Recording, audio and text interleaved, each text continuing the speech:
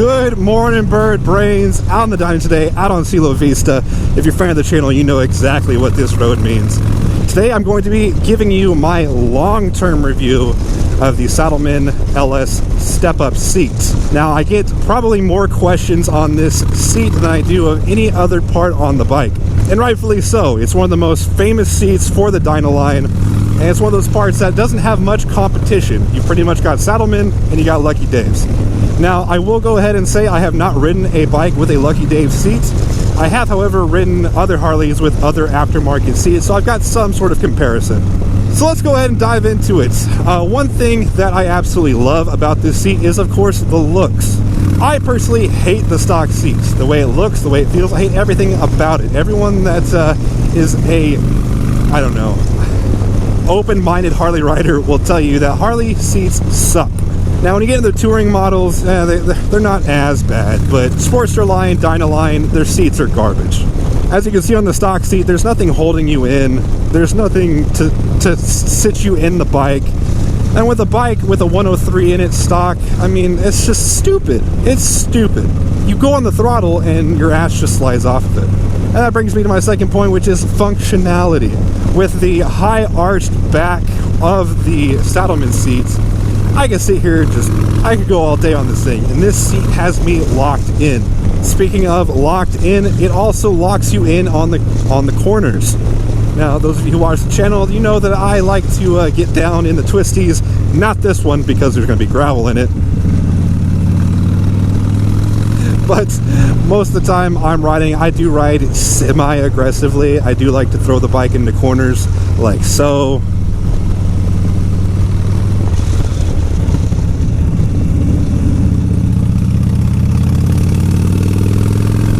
And the seat just keeps you locked in. I do not have the gripper texture. That is an option that you can get. The three options that you can get on just the stock versions of it are the tuck and roll, which is what I have, which is the straight lines.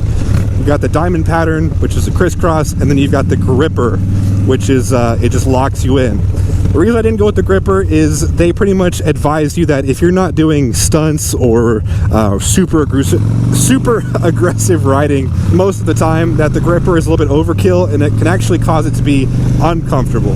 That's also going to bring me to my next point, which is comfort. Now, compared to stock, this thing is night and day. Obviously, the stock seat sucks. But even in comparison to my aftermarket seat on the Sportster, I have a Lepera Maverick. I'll go ahead and throw a picture of that right now. As you can see, that's basically a Barca Lounger on a Sportster. This Saddlemen seat is more comfortable than the Lepera. Now, a lot of people are going to say, well, how could you compare that? It's on a Sportster and a Dyna. I don't care. I can tell just by sitting on it that it's more comfortable. Now, with that being said, the Lepera is softer, which doesn't make sense, but the way I describe these Saddlemen seats, it is stiff. It is stiffer than what you'd expect a comfortable seat to be, but it is stiff in all the right places. It does take a while to break in, so when you first get it, it's going to be very stiff, but even once it breaks in, it's still going to be stiffer than you'd expect, but that is okay. Because even with the stiffness, it's supporting you in all the right areas. It's pushing all of the pressure points away from their centers of pressure to give you that extended comfort. So yeah, that's basically the best way I can describe it. It's stiff in all the right places. And I've ridden, let's see, thinking back, the longest riding day I've done on this bike, in total we rode about 300, it was anywhere between 300 and 350 miles in a day. Now, of course, we did take breaks and things like that, but even on I was on stock suspension at the time, and I only have the mid controls. I have no other footing positions to put my feet during long rides to kind of take the pressure off. I was just mid controls, that's it. I was still more comfortable at the end of the day after a 350 mile ride than I was after, I'd say, 100 miles on the stock seat and probably 150, 200 on the Lepera Maverick on my Sportster. Now, price-wise, I'm going to go ahead and just put a picture of what they retail for right now. I can't remember off the top of my head, but I want to say it was around $450, maybe $499. somewhere in that area, which if you're an outsider looking in, you might think that's expensive as hell. But when you compare it to all the other seats on the market, it's pretty well priced. And I will venture out on a branch, even though I haven't tried other ones. I would estimate that it would be the best bang for your buck. Now, of course, I can't say that for sure, but I'd put good money on it just by looking at other people that back it. I mean, you've got stunt riders that swear by these seats. I mean, they make excellent seats for sport bikes as well, so it's all the same technology. Which brings me to one of my next points, which is the gel technology. Now, it's not foam in these seats, it's gel. At least it's not all foam. I think it might have some foam, but it's got a gel top layer, which I think that's where it's getting a lot of its comfort aspects from. But one bonus that I did not expect to get from this seat that has just shocked me in so many ways, especially living here in South Texas, is that it doesn't get nearly as hot as other seats.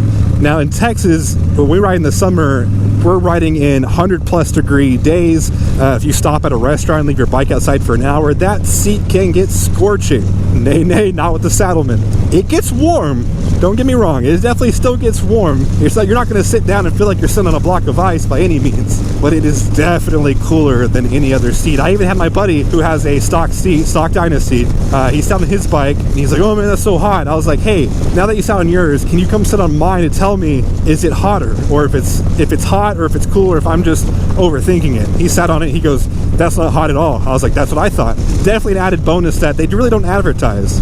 Moving on to the back of the 2-Up, I have not ridden with a passenger on this seat yet, because, you know, Harley's stupid and doesn't put passenger pegs on bikes from the factory. But one of another favorite features of this seat, with it being so much higher off of the driver's seat. Well, let me get up to this stop sign and I'll show you what I'm talking about.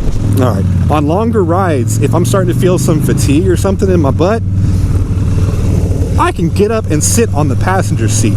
Now, you probably look like a psycho doing it, but it's a completely different area of pressure points. So if you've been riding for an hour or so, you hop up on this back seat, you're sitting on basically a different part of your ass at that point, which is a huge advantage.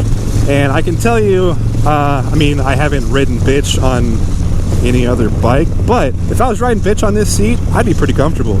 It's wider than the Lucky Dave's, which is the reason why I went with this one. It's wider than the Lucky Dave's. It's not as thick as the Lucky Dave's, but I feel that a wider seat base would be more beneficial. And after sitting up on it for, I mean, I do it quite often on longer rides, I'll be honest. It's quite comfortable. Well, guys, there you have it. That's my 2,000-mile review. If I miss anything that you have questions on, please leave them down in the comments. I respond to 90% of my comments within 24 hours. So please let me know if you have any questions. I'll be sure to answer them. Also, down in the description is going to be a link to one of my sponsors, GetLower.com.